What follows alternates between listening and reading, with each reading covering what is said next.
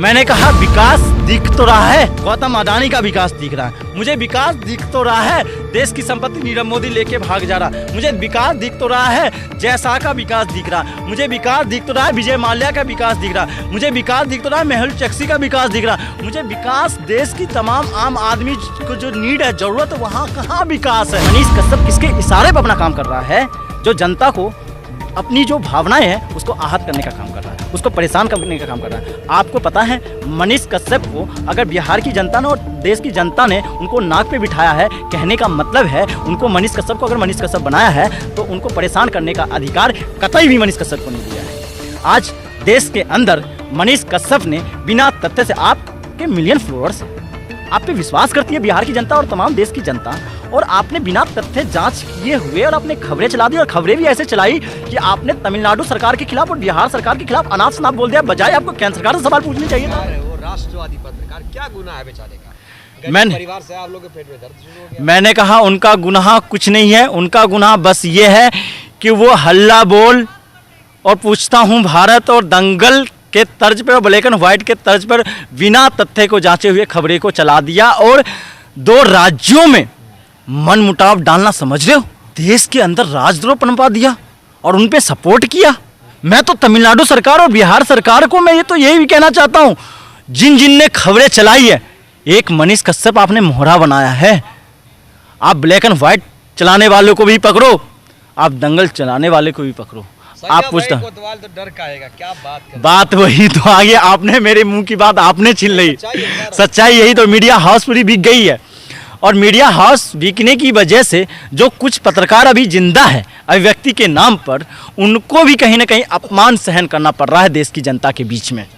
कारण ये है कि आज देश की जनता सवाल पूछती है कि कैसे देश के अंदर एका आए, देश के अंदर समानता आए, देश एकजुटता के साथ आगे बढ़े, विश्व पटल पर अपना नाम रोशन करे, देश अपने शिक्षण संस्थान के नाम पर विश्व में अपना बिगुल बजाए, देश आर्थिक व्यवस्था में अपना बिगुल बजाए। खोल के देखिए, विकास की गंगा बह रही है। विकास की गंगा बह तो रही है। आज आपको नहीं पता देश की आर्थिक व्यवस्था कैसी दलमला गई है, और किसी एक फर्म के नाम पर किस स्थिति में आगे हास्य पद पे आ गई। आपको नहीं पता है कि देश के अंदर तमाम और ईडी और सीबीआई भी ऐसी जादू की छड़ी है कि विपक्ष के नेता पे पहुंच जाती है, क्योंकि उन्हें अपने पार्टी में लाना होता है उन नेताओं को। और देखिए ईडी और सीबीआई भी काम कर रही है देखकर, और इंस्टीट्यूशन अगर ऐसे काम करें तो क्या फर्क रह गया वर्तमान और उस अंग्रेजों में? भ्रष्टाचारियों को आप बचा रहे हैं। मैं भ्रष्टाचारियों को कतई नहीं बचा रहा हूं। मैं कह रहा हूं भ्रष्टाचारी बाहर निकल के आए। मैं कह रहा हूं भ्रष्टाचारी अगर बाहर निकल के आ रहे हैं, मैं कह रहा हूं मुकुल राय को भी जेल में डालो। मैं कह रहा हूं कर्नाटका के अंदर जो हुआ है, जिनके घर से पैसा निकला विधायक के घर से, वो उनके बेटे को भी जेल में डालो, उनकी भी प्रतिनिधि खत्म करो।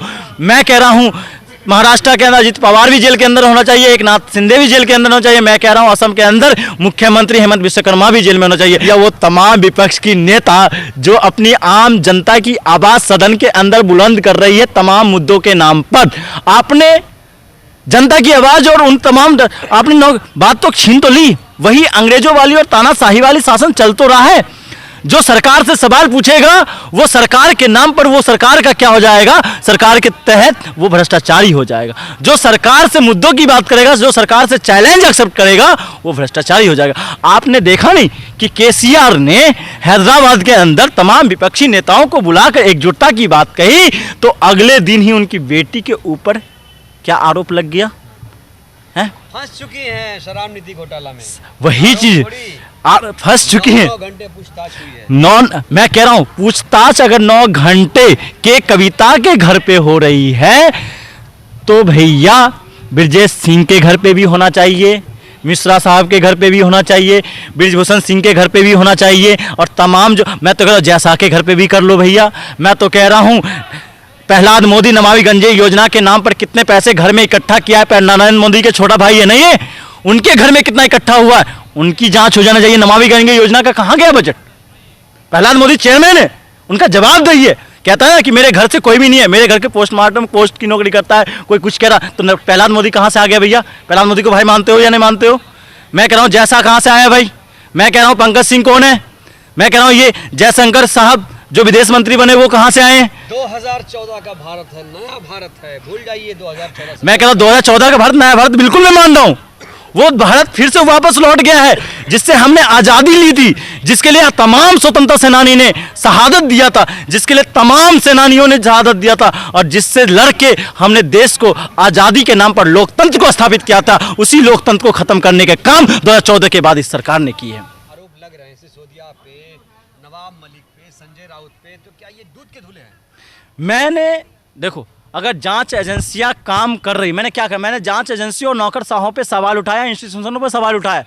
मैंने कहा कि आपके पास अगर ऐसी छड़ी है कि आप अगर मनीष सिसोदिया के घर जा सकते हो, आप तमाम विपक्ष के नेताओं के घर पे जा सकते हो, तो आप पक्ष के जो सरकार में बैठे हुए जो नुमाइंदे उनके घर पे भी तो चले जाओ।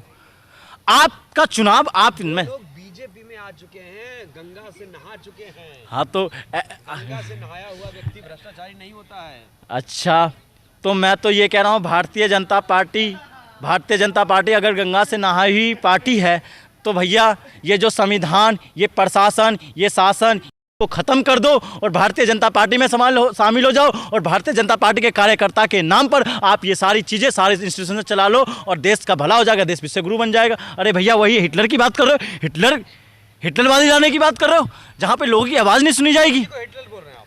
मैंने मोदी जी को नहीं कहा, मैंने कहा जो इस तर्ज पे चलेगा वो हिटलर के तर्ज पे ही चलेगा। मैंने कहा जो लोगों की आवाज़ नहीं सुनेगा, जो शोषित वंचितों की आवाज़ नहीं सुनेगा, जो वाजिब मुद्दों की बात नहीं सुनेगा, तो मैं कहता हूँ वो हिटलर ही तो था।